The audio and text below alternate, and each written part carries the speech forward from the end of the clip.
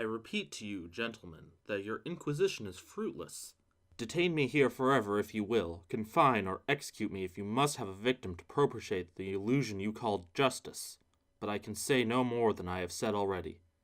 Everything that I can remember I have told you with perfect candor. Nothing has been distorted or conceding, and if anything remains vague, it is only because of the dark cloud which has come over my mind. That cloud and the nebulous nature of the horrors which brought it upon me. Again I say I do not know what has become of Harley Warren, though I think, almost hope he is in peaceful oblivion, if there be anywhere so blessed a thing. It is true that I have for 5 years been his closest friend and a partial sharer of his terrible researches into the unknown. I will not deny, though my memory is uncertain and indistinct, that this witness of yours may have seen us together, as he says, on the Gainesville Pike, walking towards Big Cypress Swamp, at 11:30 on that awful night. That we bore electric lanterns, spades, and a curious coil of wire with attached instruments, I will even affirm, for these things all played a part in the single hideous scene which remains burned into my shaken recollection. But of what followed, and of the reason I was found alone and dazed on the edge of the swamp next morning, I must insist that I know nothing save what I have told you over and over again. You say to me there is nothing in the swamp, or near it, which could form the setting of that frightful episode. I reply that I knew nothing beyond what I saw. Vision or nightmare it may have been. Vision or nightmare I fervently hope it was. Yet it is all that my mind retains of what took place in those shocking hours after we left the sight of men. And why Harley Warren did not return, he or his shade, or some nameless thing I cannot describe, alone can tell. As I have said before, the weird studies of Harley Warren were well known to me, and to some extent shared by me. Of his vast collection of strange, rare books on forbidden subjects, I have read all that are written in the languages of which I am master, but these are few as compared with those in languages I cannot understand. Most, I believe, are in Arabic, and the fiend-inspired book which brought on the end, the book which he carried in his pocket out of the world, was written in characters whose like I had never saw elsewhere. Warren would never tell me just what was in that book. As to the nature of our studies, must I say again that I no longer retain full comprehension? It seems to me rather merciful that I do not, for they were terrible studies, which I pursued more through reluctant fascination than through actual inclination. Warren always dominated me, and sometimes I feared him. I remember how I shuddered at his facial expression on the night before the awful happening, when he talked so incessantly of his theory, why certain corpses never decay, but rest firm and fat in their tombs for 1,000 years.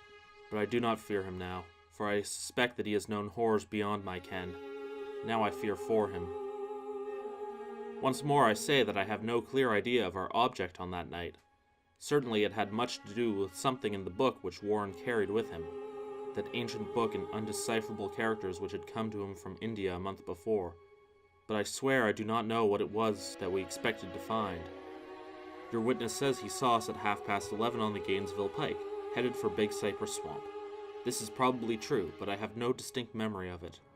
The picture seared into my soul is of one scene only, and the hour must have been long after midnight, for a waning crescent moon was high in the vaporous heavens. The place was an ancient cemetery, so ancient that I trembled at the manifold signs of immemorial years. It was in a deep, damp hollow, overgrown with rank grass, moss, and curious creeping weeds, and filled with a vague stench, which my idle fancy associated absurdly with rotting stone. On every hand were the signs of neglect and decrepitude, and I seemed haunted by the notion that Warren and I were the first living creatures to invade a lethal silence of centuries. Over the valley's rim, a wan, waning crescent moon peered through the noisome vapors that seemed to emanate from unheard-of catacombs, and by its feeble, wavering beams I could distinguish a repellent array of antique slabs, urns, cenotaphs, and mausoleum facades, all crumbling, moss-grown, and moisture-stained, and partly concealed by the gross luxuriance of the unhealthy vegetation. My first vivid impression of my own presence in this terrible necropolis concerns the act of pausing with Warren before a certain half-obliterated sepulchre, and of throwing down some burdens which we seemed to have been carrying. I now observed that I had with me an electric lantern and 2 spades, whilst my companion was supplied with a similar lantern and a portable telephone outfit. No word was uttered, for the spot and the task seemed known to us, and without delay we seized our spades and commenced to clear away the grass, weeds, and drifted earth from the flat, archaic mortuary. After uncovering the entire surface, which consisted of 3 immense granite slabs, we stepped back some distance to survey the charnel scene, and Warren appeared to make some mental calculations. Then he returned to the sepulchre, and using his spade as a lever, sought to pry up the slab lying nearest to a stony ruin, which may have been a monument in its day. He did not succeed and motioned to me to come to his assistance. Finally, our combined strength loosened the stone, which we raised and tipped to one side. The removal of the slab revealed a black aperture, from which rushed an effulgence of miasmal gases so nauseous that we started back in horror. After an interval, however, we approached the pit again and found the exhalations less unbearable. Our lanterns disclosed the top of a flight of stone steps, dripping with some detestable ichor of the inner earth, and bordered by moist walls encrusted with niter. And now, for the first time, my memory records verbal discourse, Warren addressing me at length in his mellow tenor voice, a voice singularly unperturbed by our awesome surroundings. "I'm sorry to have to ask you to stay on the surface," he said, "but it would be a crime to let anyone with your frail nerves go down there. You can't imagine, even from what you have read and from what I've told you, the things I shall have to see and do. It's fiendish work, Carter, and I doubt if any man without ironclad sensibilities could ever see it through and come up alive and sane.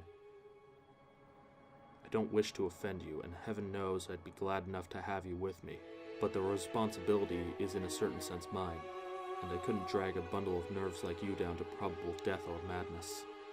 I tell you, you can't imagine what the thing is really like, but I promise to keep you informed over the telephone of every move. You see, I have enough wire here to reach the center of the earth and back.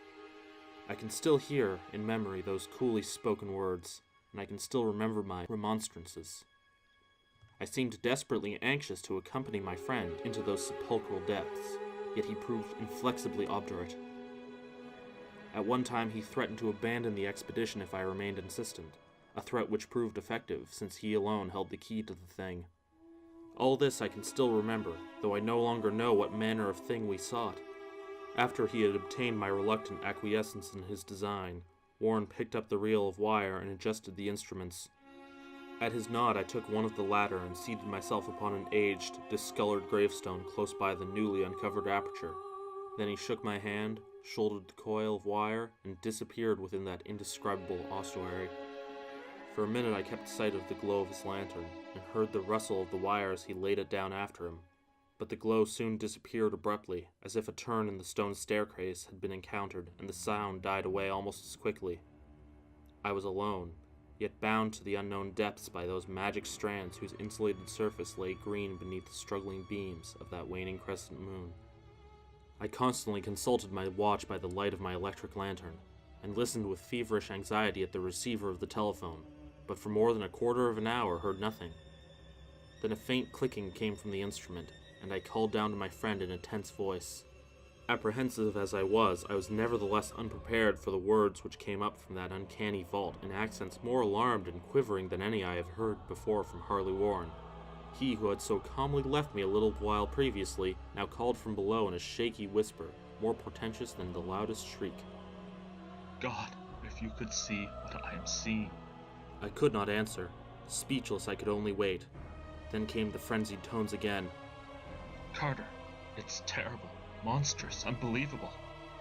This time my voice did not fail me, and I poured into the transmitter a flood of excited questions. Terrified, I continued to repeat, "Warren, what is it? What is it?" Once more came the voice of my friend, still hoarse with fear and now apparently tinged with despair. I can't tell you, Carter. It's too utterly beyond thought. I dare not tell you. No man could know it and live. Great God, I never dreamed of this. Stillness again, save for my now incoherent torrent of shuddering inquiry. Then the voice of Warren in a pitch of wilder consternation. Carter, for the love of God, put back the slab and get out of this if you can. Quick! Leave everything else and make for the outside. It's your only chance. Do as I say and don't ask me to explain. I heard, yet was only able to repeat my frantic questions. Around me were the tombs, and the darkness and the shadows. Below me, some peril beyond the radius of the human imagination. But my friend was in greater danger than I. and through my fear I felt vague resemblance that he should deem me capable of deserting him under such circumstances. More clicking, and after a pause, a piteous cry from Warren. Beat it! For God's sakes, put back the slab and beat it, Carter! Something in the boyish slang of my evidently stricken companion unleashed my faculties. I formed and shouted a resolution. "Warren, brace up, I'm coming down!" But at this offer, the tone of my auditor changed to a scream of utter despair. Don't! You can't understand. It's too late, and my own fault. Put back the slab and run. There's nothing else you or anyone can do now. The tone changed again, this time acquiring a softer quality, as of hopeless resignation, yet it remained tense through anxiety for me. Quick, before it's too late. I tried not to heed him, tried to break through the paralysis which held me, and to fulfill my vow to rush down to his aid, but his next whisper found me still held inert in the chains of stark horror. Carter, hurry! It's no use! You must go! Better one than two! The slab!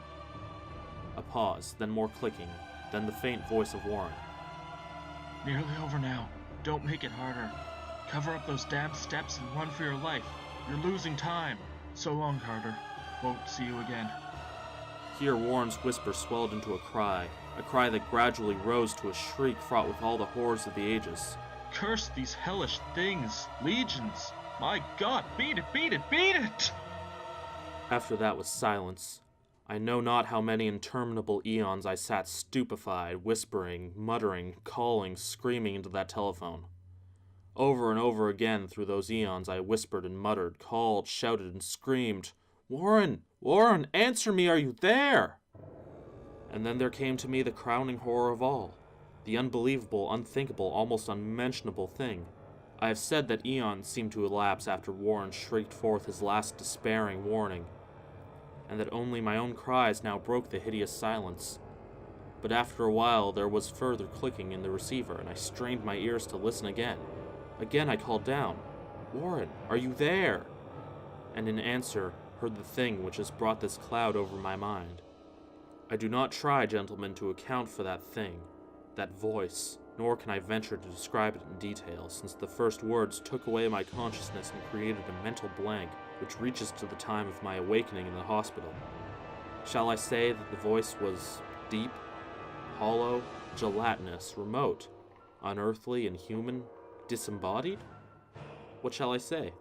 It was the end of my experience, and is the end of my story. I heard it and knew no more. Heard it as I sat petrified in that unknown cemetery in the hollow, amidst the crumbling stones and the falling tombs, the rank vegetation and the miasmal vapors. Heard it well up from the innermost depths of that damnable open sepulchre as I watched amorphous necrophagous shadows dance beneath an accursed waning moon. And this is what it said. "You fool! Warren is dead!"